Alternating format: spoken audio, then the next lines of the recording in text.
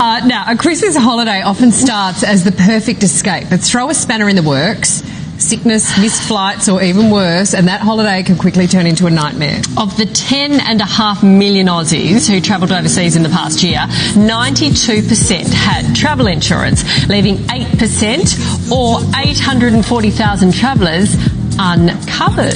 Now, of those without cover, 49% said they had engaged in a dangerous activity on holidays, while 44% of insured travellers also admitted to risky behaviour unlikely to be covered by a claim.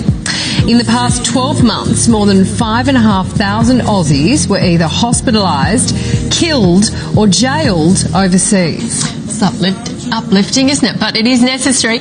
Being insured is one thing. Claiming what you are entitled to is another. Nicole Pedersen-mckinnon from Smart Money Start joins us with her top tips on getting what you deserve. Nicole, thank you for your time this morning. Now, one of the most common knockbacks is the insurance company claiming you weren't covered for your incident.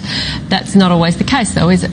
Yeah, that's it, Nat. And for anyone who's dreaming of an overseas vacation, perhaps because they're in Sydney this morning, it's really important that you travel safely, you know. Misunderstanding your policy is the #1 cause of knockbacks, and 45,000 people get knocked back every year and complain to the Ombudsman about it. Most importantly, know where you're going and whether you're covered, even if you're in transit. Forget pandemics and epidemics, SARS, Zika, you're never going to be covered. Civil unrest and terrorism, you're probably not going to get much there either. What you can control is the activities you do when you're travelling.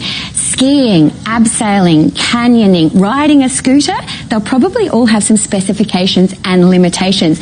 Running with the bulls, you're running a really big financial risk, which I guess you'd probably assume. But the really big one people don't realise is alcohol. So the Department of Foreign Affairs says that if you have even 1 or 2 drinks, it could give an insurer a reason to knock you back. Not ideal over Christmas and New Year. Yeah, this is really interesting. Yes, right? I know. Yes, I mean, running with the bulls obvious, but a few drinks at dinner, not so. Yeah, a couple of eggnogs, Yeah. So another common insurance rejection is that something was a pre-existing condition. How do you fight back against that? Yeah, look, again, you need to know what's in that fine print, and bear in mind that they could classify a pre-existing condition as anything you've seen a doctor for as far back as 10 years ago. You know, mental illness, anxiety, depression are virtually never going to be covered. And be really careful with that so popular baby moon. We have to agree that that's a pre-existing condition, right? And some insurance cuts out even halfway through pregnancies, so complications or early birth